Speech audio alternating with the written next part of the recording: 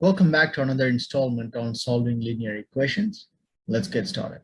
So in the first problem, you're given 7n plus 3 equals 2n minus 12. What's the value of negative n plus 3? It's a very simple problem. However, I would recommend you add a slight adjustment as you finish the problem. I'll tell you what that is in just a second. So let's get started. So we have 7n plus 3, right? And that's equal to 2n minus 12. If you can simply solve for the value of n, and practically the problem is done. So it'll be 5n equals negative 15, 5n equals negative 15, n equals negative 5. So we want to solve for negative n plus 3. So that will be, here's the change I mentioned that I want you to make. Because the value for n that we obtain contains a negative, right? And there's already a negative in front of the n. Here's what I would recommend when you encounter this sort of problem is just add a bracket to the n. And that simplifies, that at least helps you not make any confusion in your calculation. So it'll be negative times negative 5 plus 3. So it'll be 5 plus 3 equals 8. Now, the only risk I see with some of you making a mistake treating without adding the bracket. Now, I'm not saying all of you would make this sort of mistake, but for those of you that are prone to make mistakes whenever you have more than one negatives in an equation is you might just say it's negative 5 plus 3 equals negative 2. And that may very well be one of the answer choices. And you may be tempted to pick it, but that's because you didn't make that adjustment. I highly recommend you add the brackets, which just makes life a whole lot simpler. All right, let's go to the second problem. We have 7 times h minus 5 minus 3h equals 3h over 2, right? What's the value of h over 7? All you have to do is just simplify the left-hand side first. So 7h minus 35 minus 3h equals 3h over 2. This is nothing but 4h minus 35 equals 3h over 2. And if you multiply by 2 on both sides, then you get 8h minus 70 equals 3h. This implies 5h equals 70, h equals 14. That means h over 7 would be 14 over 7. That's equal to 2. Very simple.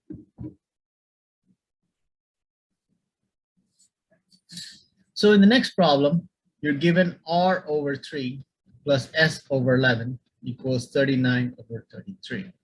You're given the value for s, which makes the life simple. Then you're just asked to determine the value of r. So it's r over 3 plus 2 over 11 equals 39 over 33. What I suggest you do is you can take the common denominator between 3 and 11, which is a 33. So it's 11r, right? Plus 6. 3 times 11 is 33. 11 times r is 11r. 11 times 3 is 33. 3 times 2 is 6. Why did I do that? I could have simply transferred the 2 over 11 to the right side, did all of that. That would have essentially given me the same, but then again, I have to adjust for the left side. With this one step, you would be able to cancel the denominator. So it's 11r plus 6 equals 39. 11r, it will be, what is it, 33. So r equals 3. You see how simple that was? So not only do you have to know how to solve the problem, sometimes you also have to be efficient with your method that you choose to use to solve the problem. So let's go to number 4. 9 minus 2k over 3 equals k minus 2. What's the value of k? Well, you can just simply multiply by 3 on both sides, which would cancel out this 3 here. Instead, it will make it 3k minus 6. You can just add, subtract, or add 2k on both sides, which would make this 5. Add plus 6 on both sides, which would make it 15. So k equals 15 over 5, which is 3. Very simple, isn't it?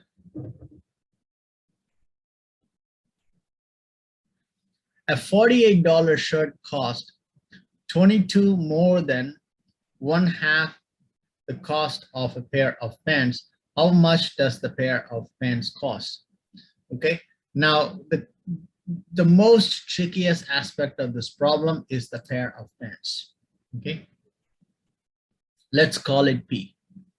Okay, so that means a $48 shirt, it cost is equal to 22 more than 1/2 of the cost of a pair of pants. We said the pair of pants is P, so 1/2 of the cost of a pair of pants is P over 2, which is P 1/2. Is 22 more than, so plus 22, right? 48 equals 22 plus P over 2, or P over 2 plus 22. We can solve this side first, which would give us P plus 44 equals 48. So if you multiply by 2 on both sides, 96 equals P plus 44. So 96 minus 44 would be 53. So a pair of pants cost 53.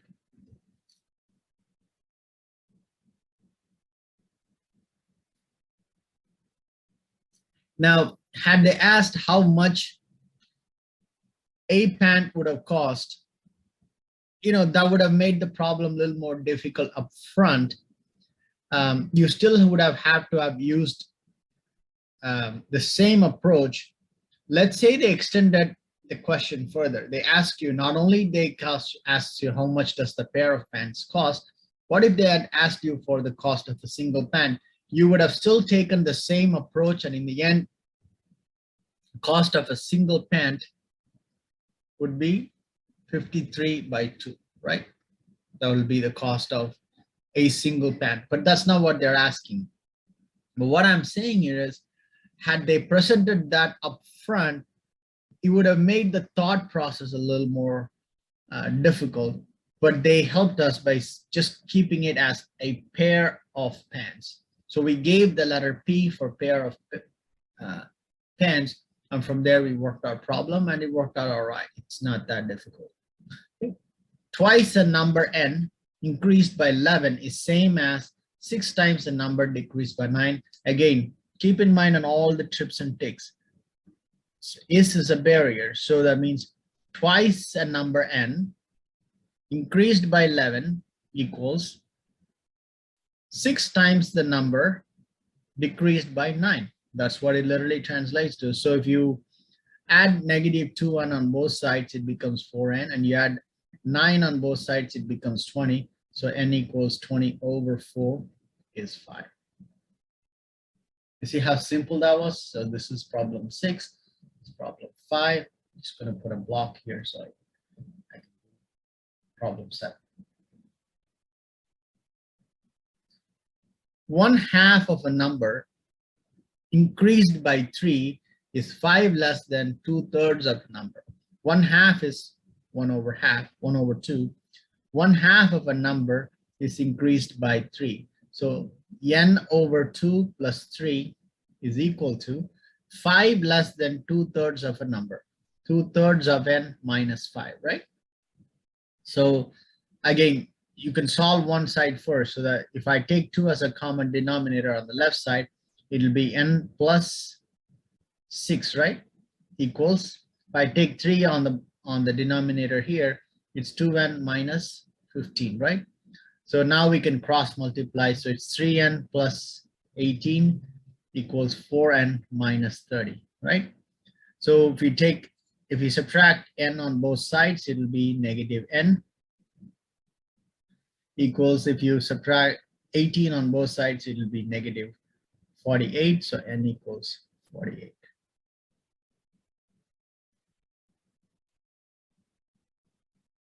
Does that make sense?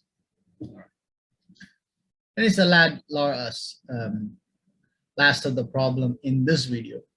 4 times the greatest of 3 consecutive odd integers exceeds 3 times the least by 31. What is the greatest of the 3 consecutive odd integers, right?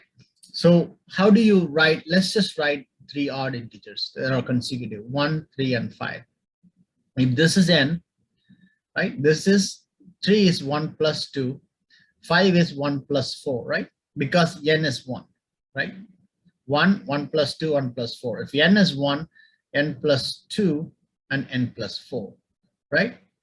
4 times the greatest of the 3 consecutive, that is 4 times greatest of the consecutive is n plus 4, okay, exceeds 3 times the least by 31, right?